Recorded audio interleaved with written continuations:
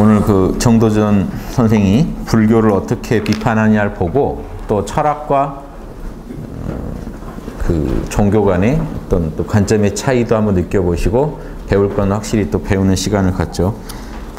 예, 여섯 번째는 불시매어 도기지변.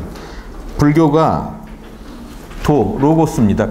로고스와 기, 이 현상, 로고스와 현상의 어두운 것에 대한 변론입니다. 자, 만물에는요, 만물은 양면이 있어요. 이쪽은 그릇이라고 하는데요. 형체죠, 형체. 형체가 있고 형체에 보이지 않는 질서를 부여해주는 도가 있어요. 즉 우리는 여기를 보고 살죠. 우리가 볼 수 있는 거는 형체일 뿐이죠. 그런데 그 안에 어떤 질서들이 있거든요. 눈에 보이지 않는 질서를 길이라고 해서 길이나 이제 결이죠. 이 도라는 게 있습니다. 뭔가 무형의 길이 있어서 우린 거길 따라가고 있어요. 근데 우리 눈에는 무형의 길은 안 보이고 유형의 존재들만 보이니까 유형의 존재들만 가지고는 설명이 안 되는 부분에서 이 도를 찾게 돼 있죠. 그래서 칸트 같은 분들은 이 도를 인간이 알 수 있냐? 알 수 없다라고 주장하다 보니까 우린 여기만 알 수 있다. 여기에 대해서는 알려고 하면은 이율배반에 빠져버린다고 주장하니까 아무튼 그런데도 그분이 볼 때도 분명히 어떤 길이 있다, 결이 있다는 게 보이니까 그거를 우리는 있다고 상정해야 된다라고 주장하는 거고, 동서양의 이제 진짜 철인들은, 더 뛰어난 철인들은 그냥 인간이 알 수 있다. 인간 내면에는 원래 도가 있어서 자기 안에 있는 동질의 것은 동질의 것을 알아볼 수 있기 때문에 인간 안에 도가 있다면요, 문제가 달라져요. 인간은 어떤 우주의 도든 로고스든지 알 수 있는 겁니다. 동질의 것은 동질의 것을 알아볼 수 있기 때문에. 그래서 서양의 고대 철학자들도 다 인간 안에는 이성이 있기 때문에 뭐든지 꿰뚫어보고 알아볼 수 있다라고 주장했는데, 칸트는 이 이성에 대해서 의심했어요. 진짜 알아볼 수 있을까라고. 그래서 순수 이성 비판이라는 책을 쓴 겁니다. 그 이성에 대해서 의심을 해본 거죠. 근데 이 칸트가 추구한 이성은 너무 추리의 생각 측면에서만 집중해 있어요. 이성의 직관 부분에 대해서는 이 소홀히 한 부분이 있어서, 그래서 인간이 도를 알 수 없다라는 그 모순에 빠지게 되는 얘기도 많이 했습니다. 그런데 철학자들은 안 그래요. 만물의 배후에 있는 로고스를 인간 알아볼 수 있다는 겁니다. 인간 마음에도 똑같이 이런 형체, 이런 육체적인 거, 이거를 뭐라고 할까? 이걸 오감의 영역, 감정의 영역, 그럼 생각의 영역이 형이하학적인 측면이라면 그 너머에 인간 안에도 똑같이 도가 있어서 인간 마음을 운영하고 있잖아요. 이 도가 우주의 모든 도를 또 알아볼 수 있다는 겁니다. 이게 신기하게 동서양의 좀 고등 철학이나 종교에는 똑같이 저 이론이 들어있어요. 자, 그래서 만물의 로고스인 도와 그 발현인 그릇의 어두운 것에 대한 변론. 이 두 개를 정확하게 불교는 설명을 못하고 있다.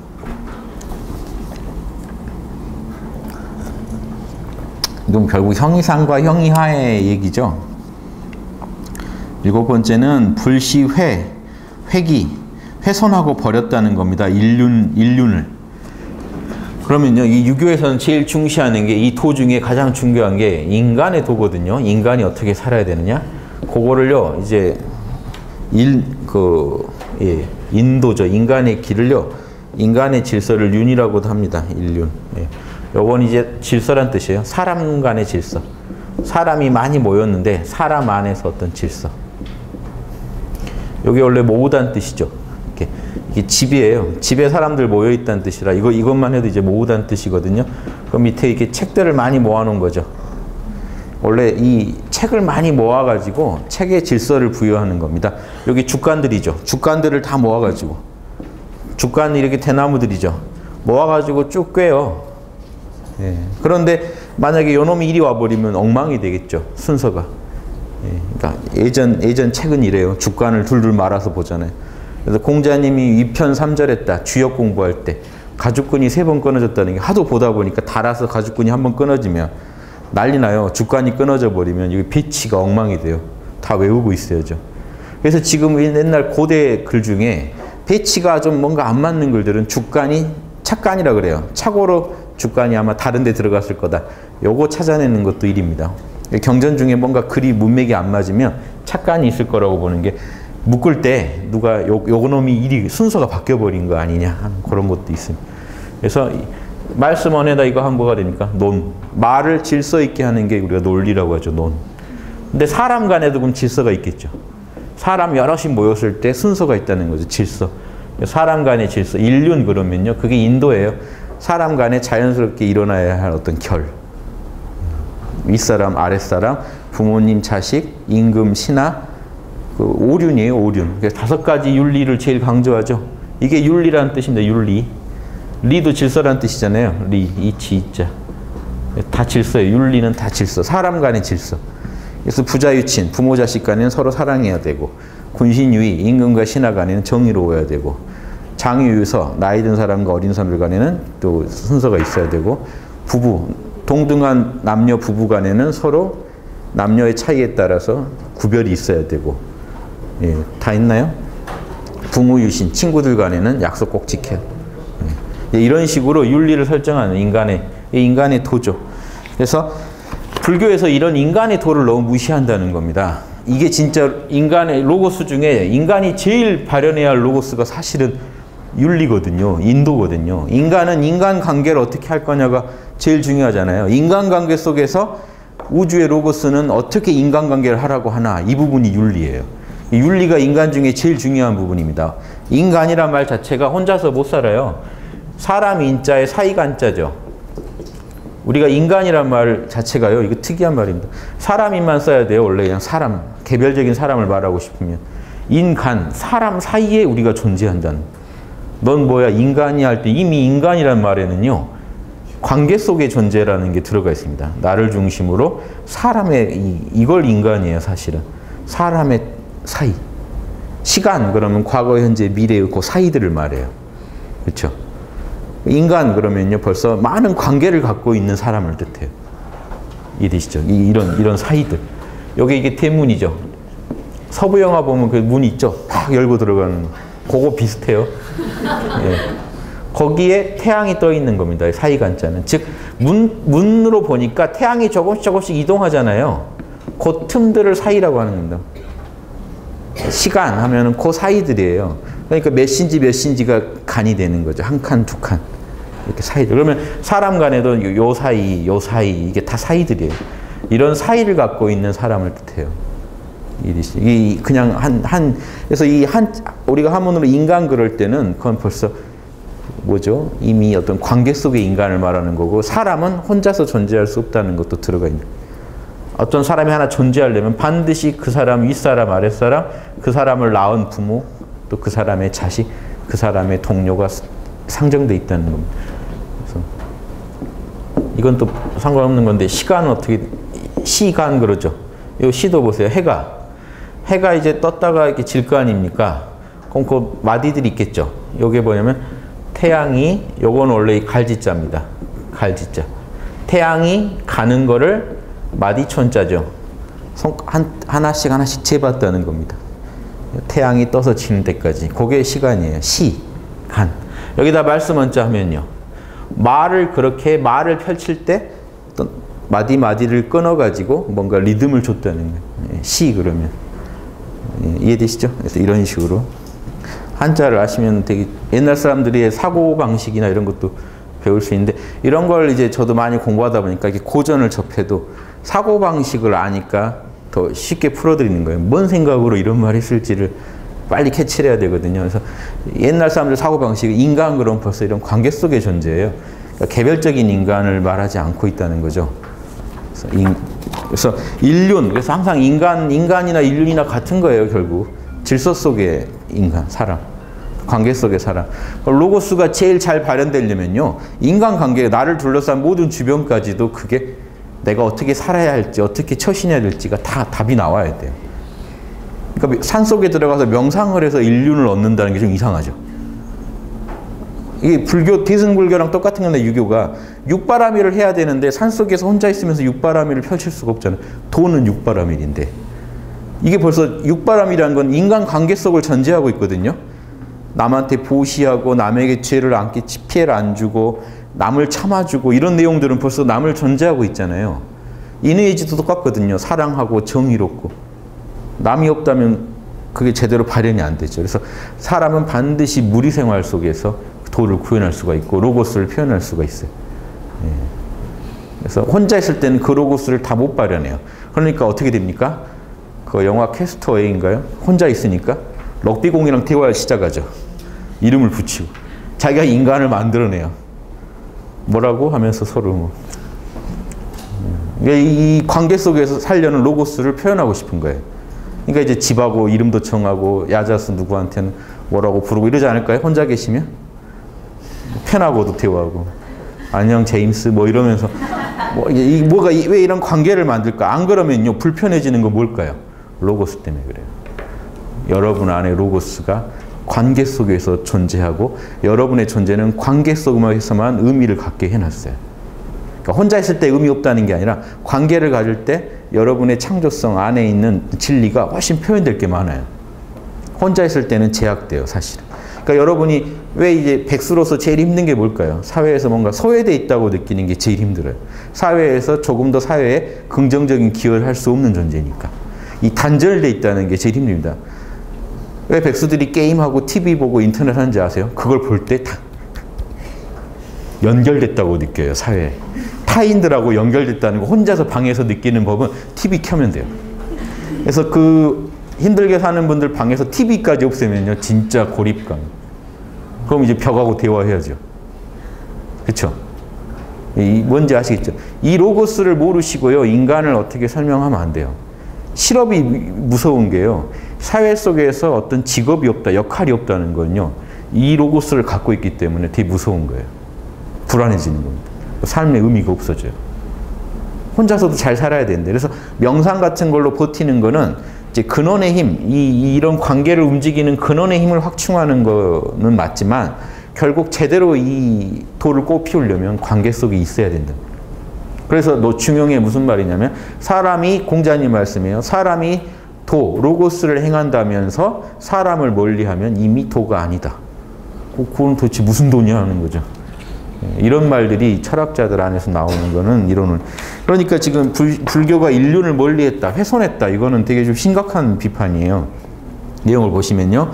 정명도라는 성리학자가 이런 말 합니다. 정명도 선생이 이르기를 도밖에 사물이 없고 사물 밖에 도가 없다. 로고스 밖에 사물이 없고. 이 인간이 있으면 인간의 로고스가 있고. 보세요. 만물이 있으면 만물의 로고스가 반드시 있다는 겁니다. 컵이 있으면 컵의 로고스가 있고 나무가 있으면 나무의 로고스가 있고. 그러니까 팔괘를 설정할 때도요. 산의 로고스를 그림으로 그리면 간괴. 연못의 로고스, 연못이라는 형체의 로고스를 연못을 만든 그 연못을 연못이게 만든 그 로고스가 있을 거니까 정보. 그걸 만들어내. 자연에서 자연스럽게 연못이 생기죠. 연못을 왜 만들었을까 하는 거죠. 다른 자연하고 독자적인 저 개성을 지닌 존재를 왜 만들었을까? 누가 만들었을까? 안에 오는 우주에 거기에 해당된 도가 있다는 거죠. 로고스가. 왜 자연은 사람을 만들었을까? 사람이라는 로고스가 있으니까요. 자연은 창작자죠. 표현하고 싶은 게 자기 안에 이미 로고스로 다 있어요. 자연은 완결돼 있어요. 로고스가 더 늘 수는 없거든요. 시공을 초월한 자리니까 이미 그 안에는 그런데 사실은 무한한 로고스가 있다고 봐야죠. 음양밖에 없다고 해도 무한합니다. 플러스 마이너스가 만들어낼 수 있는 조합이란 거 무한하니까요. 우리나라 태극기가 우주의 그 하느님 자리를 그려놓은 건데 플러스와 마이너스 에너지로 이루어져 있거든요. 정보로. 그 정보 간의 이 조합은 무한하죠. 그래서 그 옛날 어른들이 찾아낸 게 간단하게 우주의 만물을 설명할 때 플러스가 만나면 건깨, 하늘이 만들어지고 마이너스 마이너스가 만나면 땅이 만들어지고 마이너스 플러스면 벼락을 치게 되고 또 마이너스 플러스면 마이너스 플러스면 연못이 만드는 요 로고스로. 이걸 이제 조합을 더 하면은 무한하겠죠. 그래서 헤아릴 수가 없는 겁니다. 자연에는 무수한 만물이 다양한 모습으로 각자 다른 성질을 가지고 존재하는 것은 우주 안에 로고스가 무한한 정보를 갖고 있기 때문에. 이렇게 이 물건이 있으면 그 토가 있고 토가 있으면 반드시 물건이 있다는 건요. 우주의 창조성입니다. 하느님은요. 이게 신의 자리지 않습니까? 신은 그 안에 로고스를 가지고 있다가 이 로고스를 가지고 신은 어떤 경영자를 부를 때 신 그러고요. 어떤 정보를 말할 때는 신의 로고스합니다. 신이 로고스를 가지고 있다. 그걸로 물건을 찍어내는 겁니다. 이 그릇들을 만들어내는 거예요. 이게 우주의 모습이에요. 그래서 성경 요한복음에 보면 태초에 로고스가 있었다. 그 로고스가 신과 함께 있으면서 신과 함께 우주 만물을 다 만들었다. 그냥 보편 철학이 들어가 있는 거예요. 그걸 왜 넣느냐? 요한복음의 저자인 요한은 예수님이 로고스라고 주장하고 싶어서. 그거는 그 사람의 의견이고 그분이 주장한 이건 보편적인 철학이에요. 신과 로고스가 만물을 만들었다는 거는 기독교만이 아니라 그냥 힐랍에 있는 보편적 철학이에요. 힐랍인들을 설득하려고 저런 식으로 표현을 한 겁니다. 그러니까 힐랍인들이 지금 딱 이 조선 성리학자들 비슷한데 신이 로고스, 만물의 이치를 가지고 만물을 만들었다. 그러면 성리학자도 반대할 수가 없거든요. 맞다. 그러니까 아테네 철학자들도 맞다고 했겠죠. 그런데 그 로고스가 사람으로 왔대. 성리학자들한테는 뭐라고 들리냐면 이니 이제 네가 육신을 갖고 왔대. 그러면 이제 좀 성리학자들은 좀 멘붕에 빠지겠죠. 무슨 말이? 그게 한 개인으로 왔대. 그게 예수님이야. 지금 그렇게 설득한 거랑 똑같아요. 요한복음이라는 거는 그리스 철학자들한테 그 로고스가 사람으로 왔대. 그러니까 그 사람만 믿으면 다 해결된대. 너희가 머리 아프게 이렇게 철학 안 해도 된대. 이런 식으로 포교한 거예요. 이게 이 종교랑 철학 간의 차이입니다. 그래서 배울 건 서로 치하되 아닌 거는 좀 거부하셔야 돼요. 도 밖에 사물이 없고 사물 밖에 도가 없다. 이 성리학자들의 기본 마인드예요. 만물이 있으면 반드시 로고스가 있고 로고스가 있으면 반드시 그에 해당하는 만물이 이 현상계에 나타난다. 이것은 하늘과 땅 사이에 어디를 가도 로고스, 도가 아님이 없다는 것이다. 그런데 그러면 우리가 가정을 인간이 자연스럽게 남녀가 만나면요. 가정을 만들고 싶은 것도 로고스 아닙니까? 우주를 만들고 싶은 것, 또 새로운 우주를 만들고 싶은 창조성이요. 음과 양이 플러스 마이너스 에너지로 우주를 만들었죠. 그러니까 남자 여자들을 만나면요. 우주를 또 만들고 싶어 해요. 그렇죠? 새 생명을 탄생시킬 수가 있죠. 플러스 간에 만나면 새 생명이 탄생이 안 되죠. 마이너스가 만나도. 이게 로고스입니다. 이것도 알아두셔야 돼요. 물론 자연계에는 또 예외들이 얼마든지 있어요. 그런데 지금 이게 더 보편적이라는 건 아시겠죠. 이렇게 하면요. 분명히 또 우주를 만드는 힘이 로고스가 거기 작동을 해버립니다. 그래서 눈에 콩깍지를 씌워요. 우주를 만들어야 되니까. 너무 이렇게 냉정하게 보고 있으면 우주가 안 만들어지니까 몰입을 서로 할 수 있게. 상대방만 보이게 해야지 우주가 만들어지죠. 그래서 그때는 잠시 이제 그런 객관성이 떨어져 있다가 이제 우주가 이제 볼일을 다 보고 나면은요. 우주는 책임을 지지 않습니다. 다시 이제 눈이 다 돌아오고 나면 이제 둘이 황망하겠죠. 생명체는 탄생돼 있고 콩깍지는 이제 떨어져 나가 있고 이런 거에 대한 철학을 자세히 써놓은 그 쇼펜하우어의 성애론인가 사랑론인가 벌고 보시면요. 우주는 책임지지 않는 그 순간 우주의 목적만 이루려고요. 저 DNA랑 그 쇼펜하우어 주장입니다. 그 DNA, 그땐 DNA라는 말을 안 썼지만 그 DNA랑 이 DNA를 합치고 싶다는 게 우주의 로고스가 작동을 하면 둘이는 눈에 콩깍지가 씌어서 만난대요. 그래서 우주가 원하는 종자가 딱 나오면 눈에 이제 눈을 탁 껍질을 벗기니까 둘이는 이제 황망해지. 그 뒤로는 이제 육바라밀로 사셔야지. 우주의 철학론이 그래요. 그래서 왜냐 자연계 만물이 다 그렇다는 거예요. 다른 만물들은 이렇게 해서 교미해서 애기 낳고 나면 서로 이제 보통 헤어지거나 아니면 이제 그래도 애틋한 또 동물들도 있죠, 간혹. 좀 예외적이고 자연은 일반적으로 그 뒤까지 책임지지 않는 것 같다. 그래서 우주의 어떤 의지라고 불러요.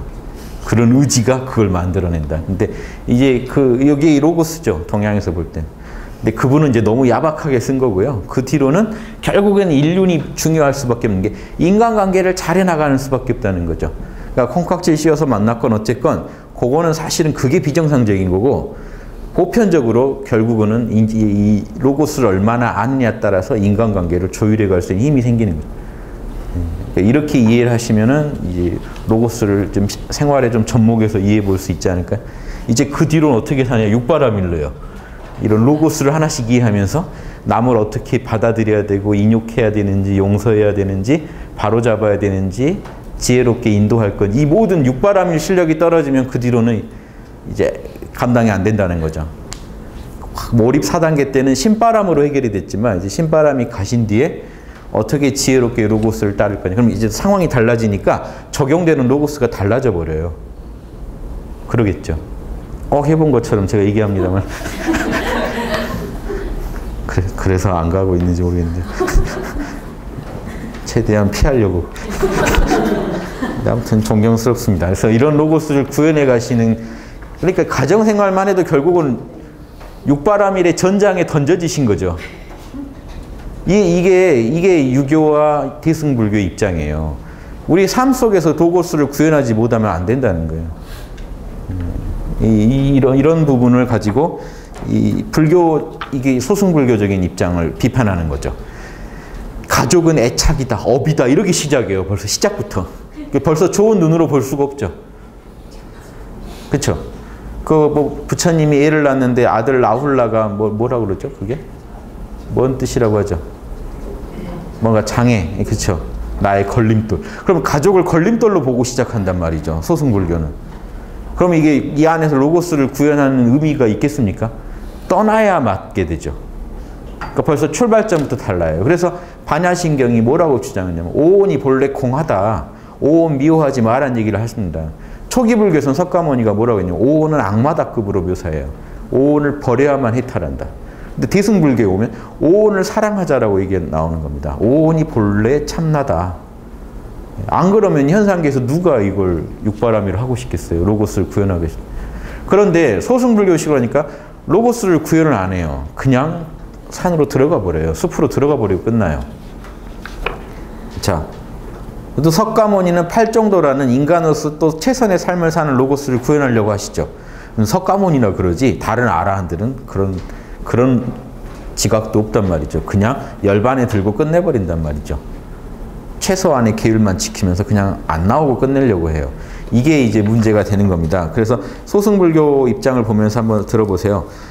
부모 자식 간의 현상계에서 보세요. 이 형체 중에 부모 자식의 관계라는 형체가 만들어지면 그 안에 뭔 로고스가 있겠습니까? 부모 자식 간에는 어떻게 해라는 로고스도 있겠죠. 그 로고스가 뭘까요? 부모 자식 사이에는 친애함, 사랑하라는 원리가 있다. 조선시대 고려 말 조선 초의 성리학자들, 철학자들 수준이 이 정도 다 읽어냈습니다. 지금 철학자들이 이런 말 자신 있게 할 수 있을지 의문이에요. 부모 자식 간의 로고스가 뭐가 있습니까? 라고 했을 때 로고스가 있는지부터 지금 자신 없으실걸요? 진짜 로고스가 있을까? 이런 겁니다. 그래서 군신 간에 나아가면 임금과 신하라는 이 현상계의 관계가 성립될 때는 배우의 로고스가 있겠죠. 뭐 어떻게 지내라는 겁니까? 둘 사이는 엄격하게 서로 정의롭게 서로가 서로에게 피해 주지 않으면서 엄격함을 유지하라는 원리가 있고, 부부간, 장유간, 부모 사이에도 반드시 행위에 있어서 아닌 것이 없으니, 그렇지 않은 것이 없으니, 모두 로고스가 있으니 도는 잠시도 떠날 수 없는 것이기 때문이다. 우리가 로고스로부터 떠날 수 있을 때는 없습니다. 즉 육바라밀을 안 해도 되는 때라는 건 없어요. 이니에지를 안 해도 되는 때라는 건 없어요.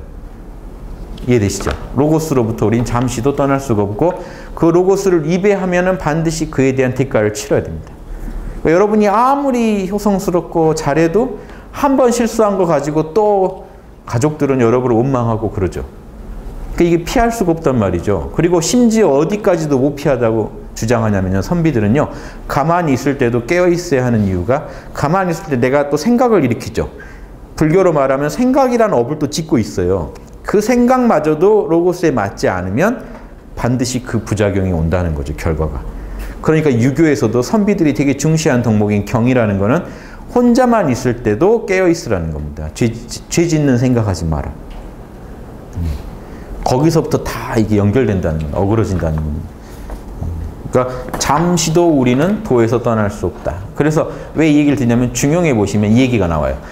군자는, 우리는 잠시도 도에서 떠날 수 없기 때문에 고로 군자는 항상 남한테 보이고 들리지 않는 속마음도 성실하게 유지한다, 이 말이 나와요. 그런 거 보면 무슨 맥락인지 아시겠죠? 잠시도 우린 도를 떠날 수가 없어. 도를 어길 수는 있죠. 근데 떠날 수는 없어요. 뭔 말이냐면 법을 어길 수는 있는데 법을 떠날 수는 없어요. 어기면 과태료가 날아와 있습니다. 아시죠? 그러니까 남이 이렇게 말하면 남이 원망하겠지. 그거는 떠날 수가 없어요. 그래도 해야 되면 해야 되지만 불가피할 때는 과태료 감수하고 법규를 어기겠지만 법을 우리가 부정할 수는 없어요. 즉 도를 떠날 수 없다는 건 이런 뜻입니다. 어길 수는 있어요. 인간은. 다른 동물들하고는 달리 도를 심각하게 어길 수가 있습니다.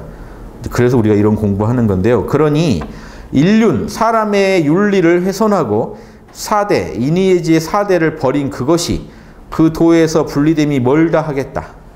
정명도 선생이 이렇게 얘기했다는 겁니다. 또 이르기를 정명도 선생이 말과 행위가 보편적이지 않음이 없으나 불교 얘기 들어보면 정말 보편적인 것 같지만 실은 윤리의 밖에 있다.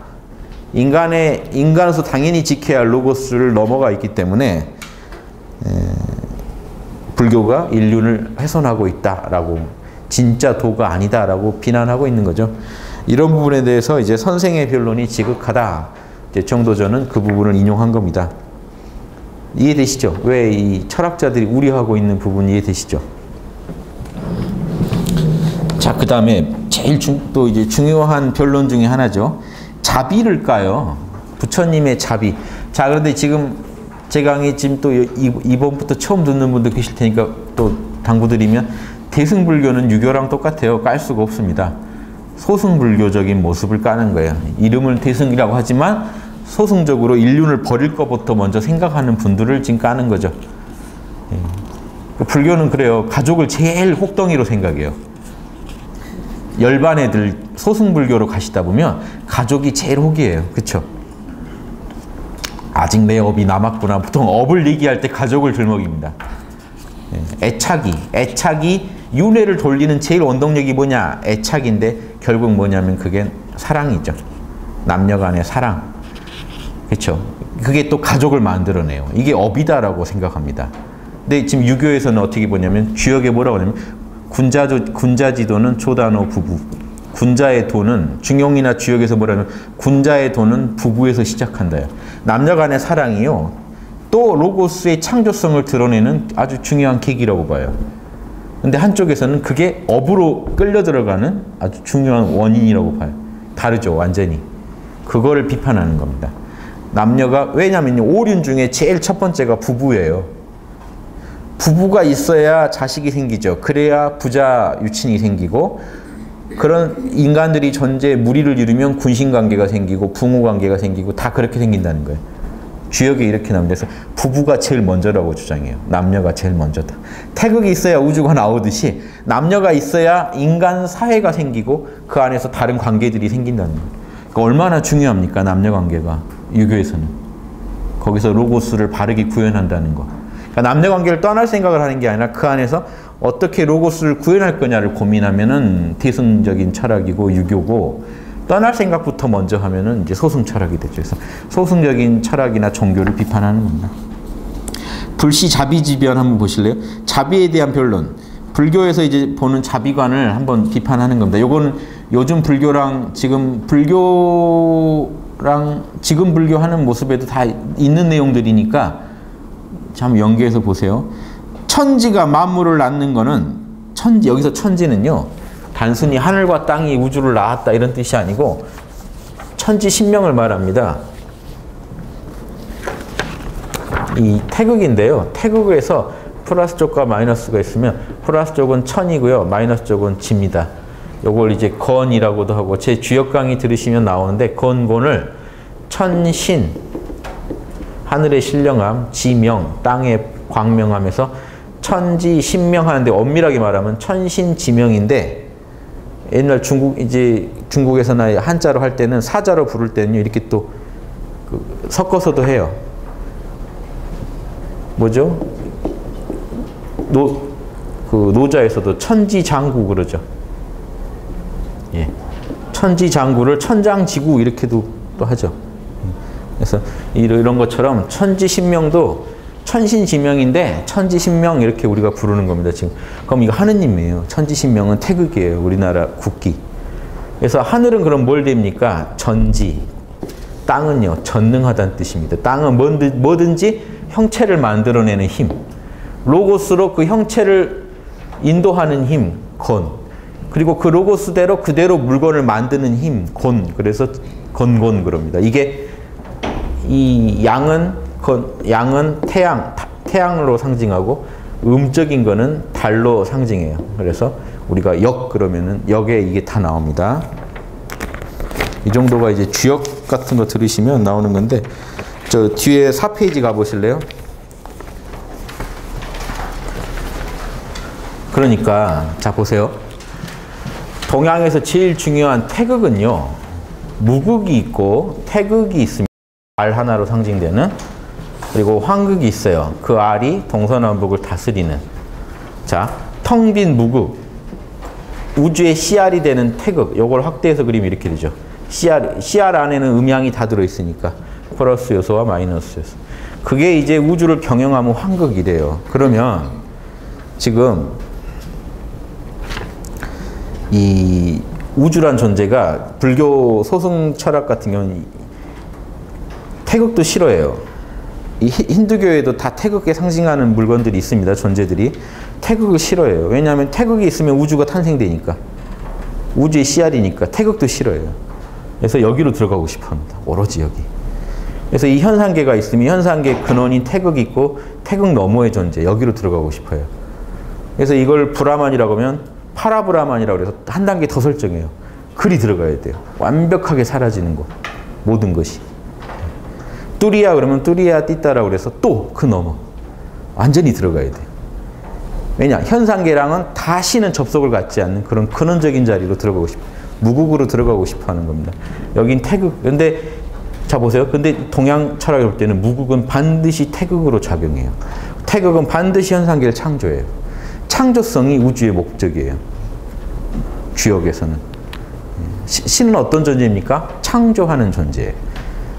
열반에 머무는 존재가 아니라 끝없이 우주를 창조하는 존재. 그게 반야신경 철학입니다.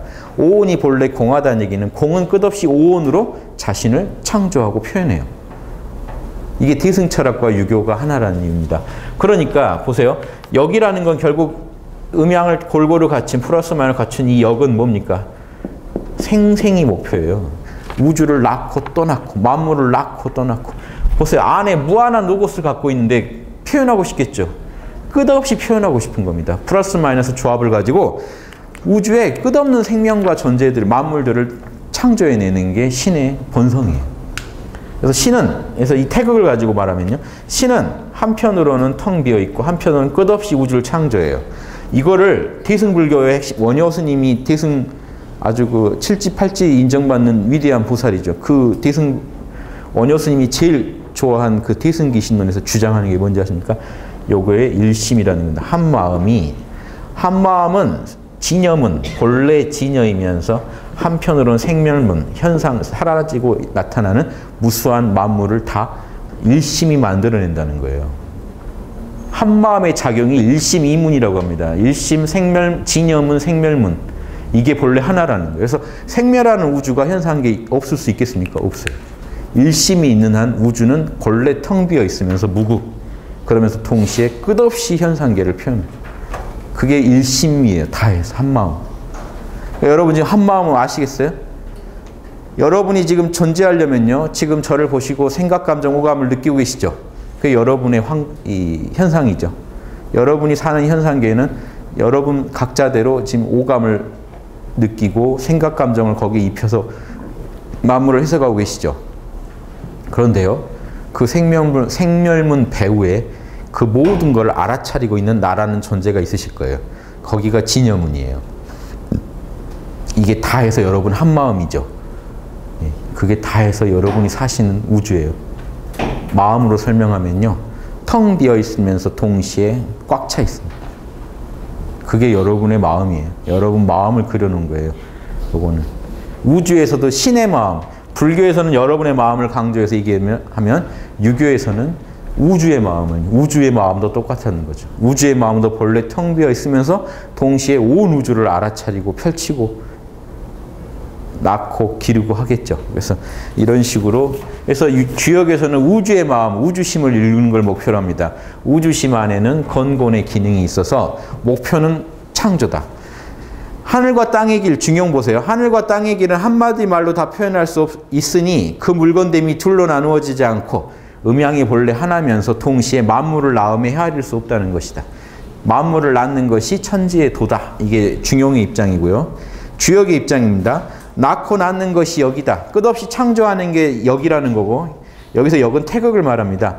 형상을 이루는 건 하늘이라고 하고, 이 중에 이 역의 태극에서 만물의 그 형상은 로고스입니다. 로고스를 갖고 있는 건 하늘이고 그 로고스를 본받는 것은 땅이다. 로고스대로 만물을 창조하는 건 땅이다. 주역 개사전에 보시면 천지의 위대한 덕은 만물을 낳고 살리는 것이다. 주역 설계전에요. 하느님이란 존재는 만물에 신묘하게 작용함을 말한다. 주역에서 말하는 이 천지신명이 하느님인데 결국 뭡니까? 이 하느님이 하는 일은 뭐예요? 우주를 낳고 기르는 겁니다. 창조성의 근원이 있어요. 우주를 초월하는 게 신의 뜻이 아니에요. 우주를 낳는 거지.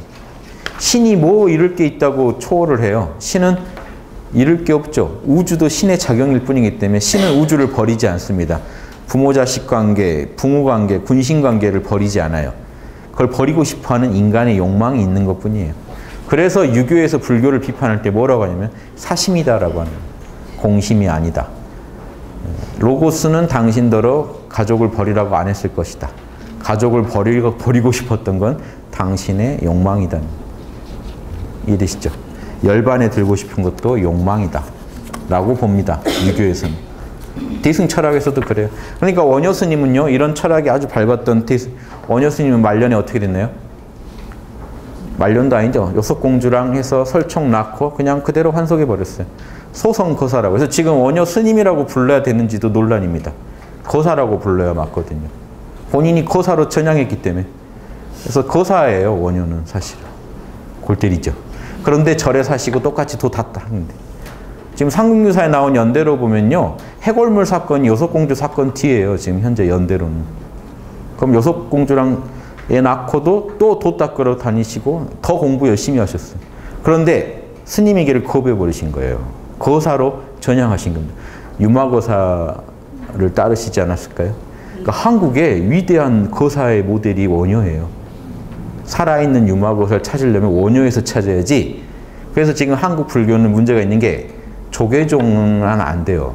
조계종은 육조 스님 따라하지 않은 모델을, 즉 선만 닦은 육조 스님을 모델로 하는 거고, 진짜 보살도를 편 거는 원효 스님이 짱이죠.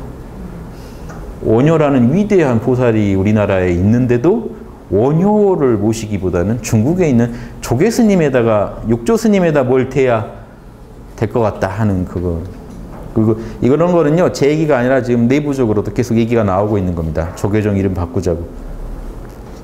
왜 그런지 이해되세요? 한국은 회통불교고 큰 이념을 갖고 있는 대승불교인데, 대승불교의 최고의 모델인 원효가 있는 나라에서 원효를 모시는 그런 그 진짜 보살도를 추구하는 정단이 있냐는 거죠. 이해되세요? 이거 원효가 이런 대단한, 원효는 본래 화랑 출신이에요. 유불선 합의를 원래 공부하신 분. 화랑도 나가서 싸우시다가 불교로 전향한 거예요. 그런데 절에서 도를 얻으시고는 다시 고사로 돌아와 버린 거예요. 이런 거 재밌죠. 또 아들인 설총은 동방식파련이라고 유교의 제일 거물들 18명 뽑는 데 들어가시죠. 설총은 유교의 또 거물이, 자기 아들은 유교고. 그래서 삼국유사에 다 이런 내용 나옵니다. 삼국유사 이런 것도 나와서 그 말년에 소나무 100개의 소나무에 동시에 몸을 나타내요, 원효 스님이. 그래서 그걸 보고 사람들이 원효가 초지에 들어갔다고 봤다. 삼국유사에 써 있어요. 일지라고. 일지는 그런 거 못해요. 원효 스님, 그러니까 그건 좀 잘못된, 그러니까 삼국유사에 그게 나와요. 원효 스님 초지, 일지라고. 일지가 아니고, 그래서 그런지 뒤에 정당한 평가들이 있었는지 절에서도 7지나 8지로 봅니다. 그래서 다르죠. 그래서 이 가난한 사람들 속에 찾아가서 그 안에서 그 신라에 있던 촌민들도 다 나중에 나무아미탑을 알게 되고 다 이런 도를 알게 됐다는 게 다 원효 스님 덕이다 하는데, 아주 쉽게 법문을 해주고 이런 중생구제 교화에 이제 적극적으로 나섭니다. 그런 철학들이요, 원효 스님은 늘 이런 철학이에요. 그래서 원효 스님 기본 철학이 금강산매경론 같은 거 보면 남을 도우려는 마음도 없어야 된다는 거예요. 자성이 시키는 대로 살 뿐이라는 거예요. 자성을 따르다 보면 저절로 스스로를 이롭게 하게 되고 저절로 남을 돕게 돼 있다는 거예요. 똑같죠? 이게 유교랑 어떻게 달라요? 이런 거 아시면 돼요. 그리고 결국 그 또 부자 관계도 만들고 다 만들었죠. 원효 스님은. 그쵸? 부부를 또 남녀 간의 결합을 통해 또 새로운 우주를 만드셨죠. 그런 걸 적극적으로 뛰어들었죠. 이런 거, 이게 한국의 앞으로 불교의 모델이 돼야 될 분은 원효 스님이고 원효거사죠. 소성거사라고 자신을 불렀는데요. 작을 소자, 본성성자 해가지고 소성거사. 이것도 하나 알아두셔야 됩니다. 그래서 달랐다. 대승을 제대로 이해한 분들은 철학이 같아요. 똑같아요. 그러니까 이 자비에 대한 변론을 보실 때도 이게 좀 소승 철학의 입장에서 주장하신 분들의 의견이라고 보시고 한번 보시면 되겠습니다. 5분 쉬었다 또 다시 하겠습니다. 예.